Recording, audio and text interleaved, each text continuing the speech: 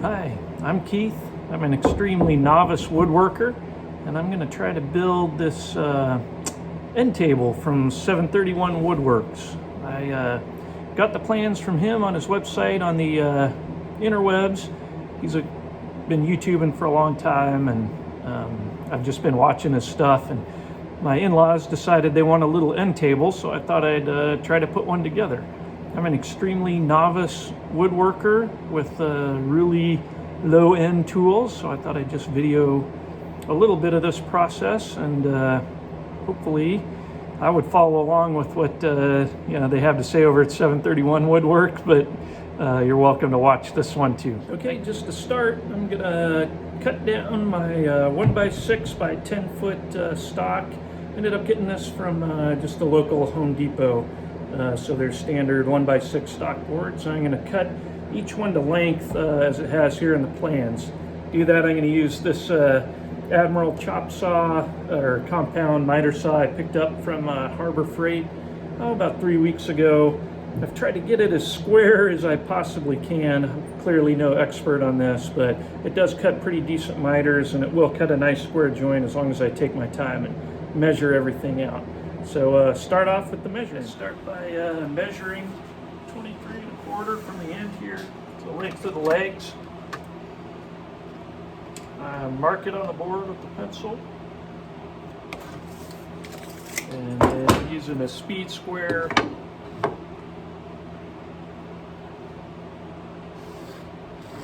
I just draw the line. Now, one thing that you don't want to mess up once you get the board set up to cut is that make sure the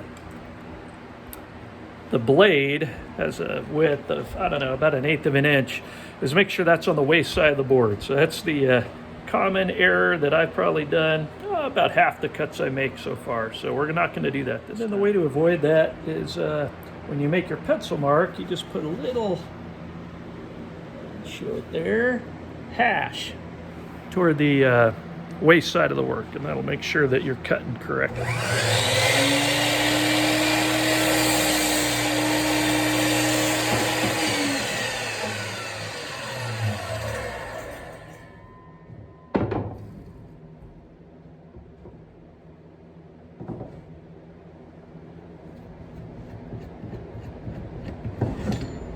Since we're just doing 2 of these and not a whole bunch, I didn't set up a stop block. What I did is just clamp the first one I cut together with the next one, line up the edge just perfect so it's perfectly flat, and then I run it to the saw till it bumps right up against the blade, and now I'll be able to make 2 cuts that are basically right. As you can see, I got these 2 boards clamped together, and I made my cut, and you can see they're all the same. And then when I'm done here, I'll rip those in half, and that'll give me 4 legs. And I just continue to do that with the rest of the cut. So like I said, I'm using low-end tools that are pretty old. So this is I don't know, probably a 20-some-year-old contractor table saw. Bottom of the line Ryobi, picked up 100 years ago at Lowe's or something. So what I am going to do is I'm going to change out to a rip saw blade. I've used that a few times and it works way better for ripping stuff. Anyway, let me get that changed out and then we'll get back to it. All right, I've got the ripping blade on there now. You can see it has a lot fewer teeth. I think this one's 24 teeth, and I only put it in backwards about half the time I swap these out. So just remember, the blade spins toward you. It's unplugged right now, and then the teeth will cut forward into the blade. So the first part I'm going to cut is the legs, and they're ripped down to 2.5 inches wide. I picked the boards with the straightest edge I could find to be the leg, so I'm not going to straighten the edges first. I'm just going to rip them right to 2.5 inches. You can see my gauge isn't perfect, so I always measure it up. So from the fence to the edge of the blade, 2.5 inches. and we need to make 4 legs like that, so I'm just going to rip the 23.5 inches here in half, and that should make 4 legs. All right, I'll start by setting the blade height to the tooth just exiting the width of the board there. I don't know if you can see that. The saw's plugged in now, so I can keep my hands away from it. I'm just going to use my hands anchored here to push it up against the fence, and then once I get close, I'll use that push stick to guide it the rest of the way through.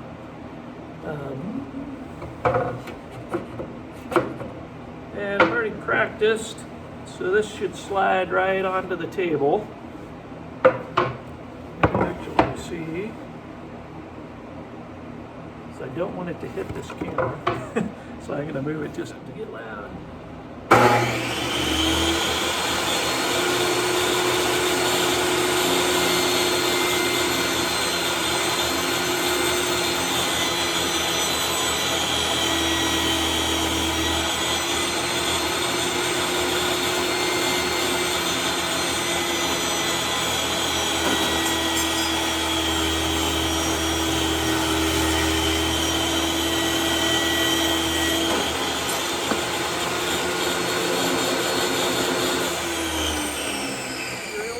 Cut the same width, so I'm just going to leave the fence where it is and run my 2 shorter side rails through there.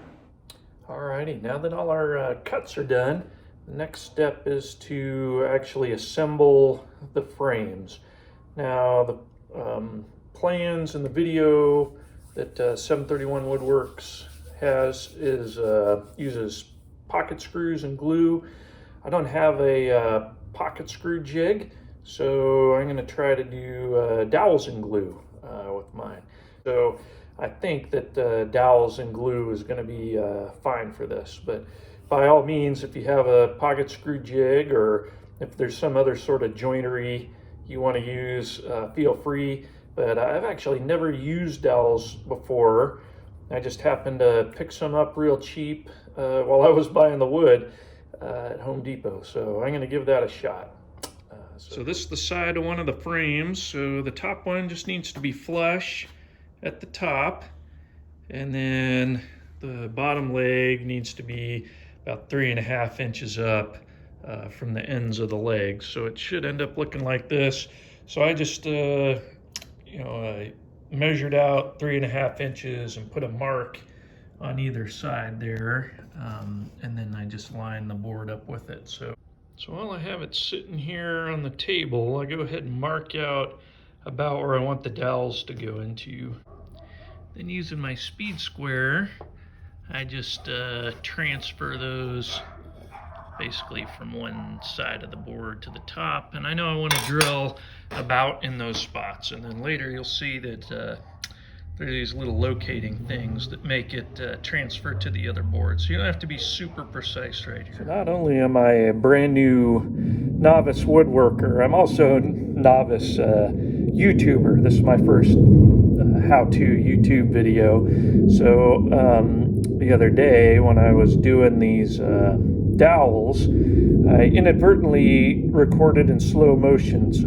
So I'll put in there how to do these dowels. So you have this little insert, and what you do is you drop the insert into the hole you drilled, and see it has a little pokey thing there.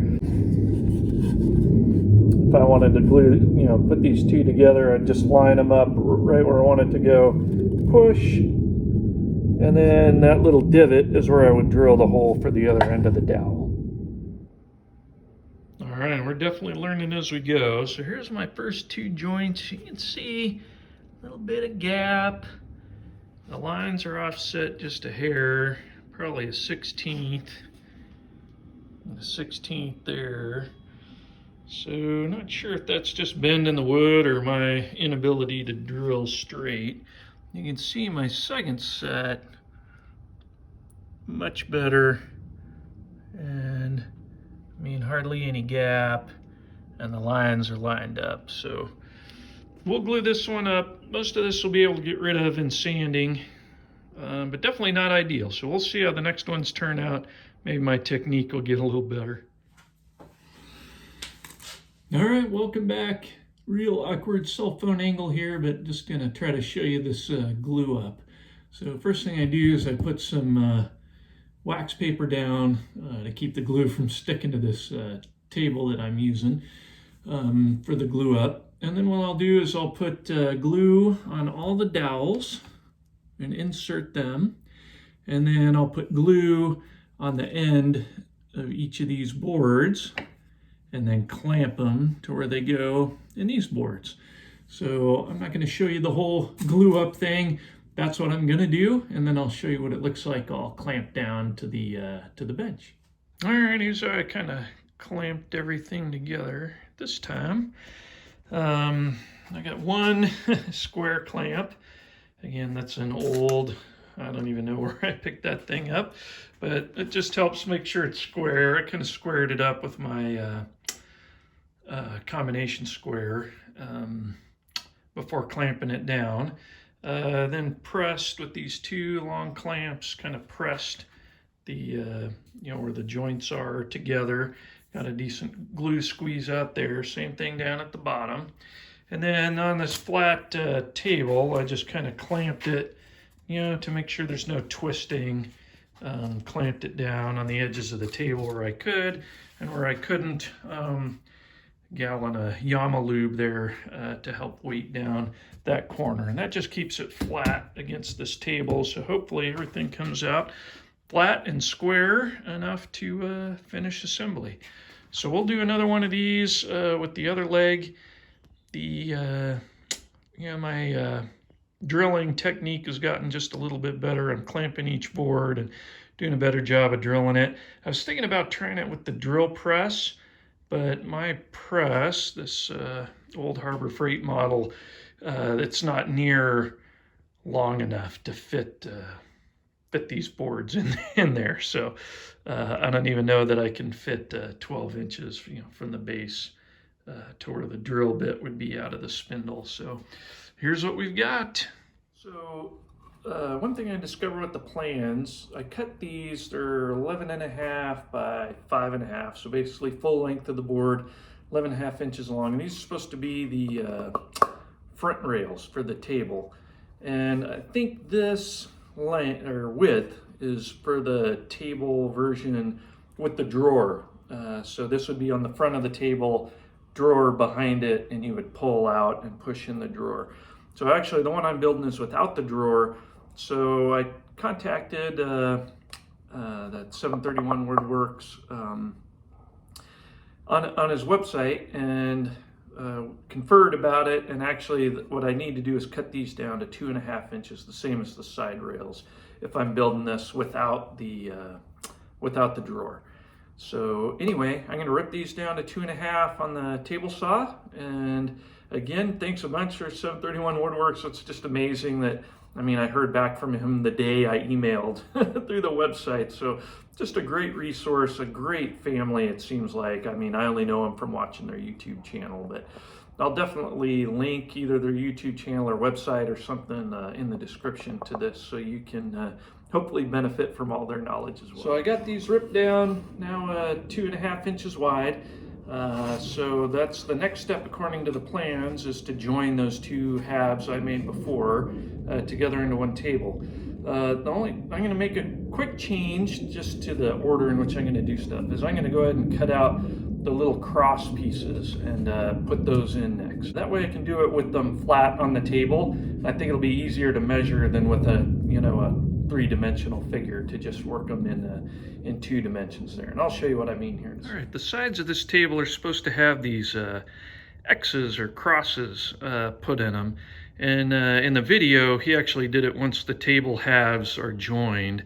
But I just think with this one side laying flat on the table, it's going to be a lot easier to measure and cut these two sides. So I'll walk you through that here in just a second. All right, so what I've done is I've laid this on the table. I've used a couple of scraps just to get it, a width of a board, so 3/4 of an inch off the table. And then I set the first piece of that X underneath. And I put the corner of the board right into the corner of the joint. and then I'll mark where to cut that. And then this one goes right up against, now it's parallel, or this cut will be parallel with the vertical surface. So this is the vertical leg, top of the table here, bottom shelf here, feet on the ground there. And so we want it lined up with the vertical legs, not the horizontal legs. So lines are drawn on the board, the two angles I need to cut. Since if you remember how it was set up, when I drew the line, it was along the inside of this. So what I want to do is make sure I leave the line, since the pencil line is on the inside of this, and that's what I need to rub up against there. So make sure I leave the pencil line, and I just turn, it looks like about, right now I have it set on about, what's that, 46 degrees or so, and I just line it up with that line.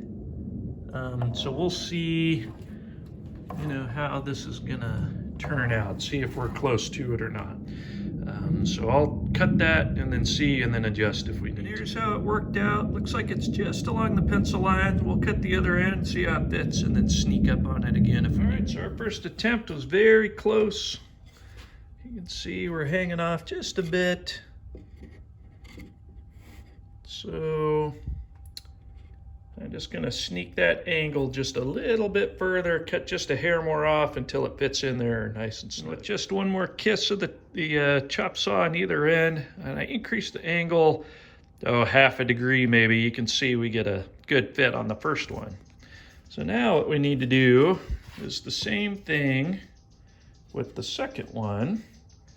Get that cut in, and then we'll be able to mark it out and cut it in the middle.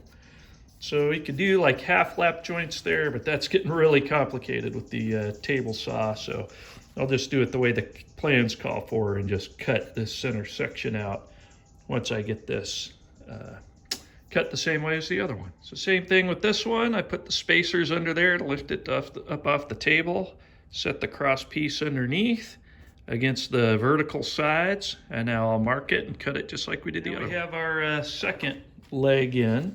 So now what I'll need to do is section out one of these, probably this one. So I'll just section this out, and then they should all fit together in that nice cross pattern. What I've done here is I put just a little piece of, I think it's 1/2 inch ply underneath to prop this up off the table slightly. Then I can fit this leg and then this one on top. And so each one of them, with about a 1/2 inch is gonna be, not quite halfway in. And that'll give me a nice, easy way to draw my lines right here. All right, and with a lot of sneaking up on it, we got one side done. All right, for the glue up, I just used, some cutoffs in the corners. I had face clamps in here, but the glue's drying up, so I removed those. But basically I just use cutoffs, and that gives you two parallel sides to clamp to put pressure on, these corners in here. I'm by far, like I said, not an expert, but seems to work out well so far. Now that we have our two sides, the next step is to add these front and back on the top and on the bottom. And these go in 2 inches from the bottom of the leg. So we have that measured in 2 inches from the bottom of the leg. And then these go obviously flush with the top. So it's upside down right now. So the tabletop will be where it's sitting there on this table, and then those will be the legs touching the ground. So there'll be a tabletop there and a shelf there. And right now I just have it, clamped in to get an idea of what it's gonna look like. So I'm gonna do the same joinery. I'm gonna go with dowels and glue on each of those, and it was very impressive how strong these joints were with the dowels. Just they're the prettiest joints, but I definitely got better as it went on, so we'll give that a shot now. We got the front and back sides on, doweled and glued, and we're just waiting for the glue to dry up, and then we'll sand it down and get started on the top and the shelf.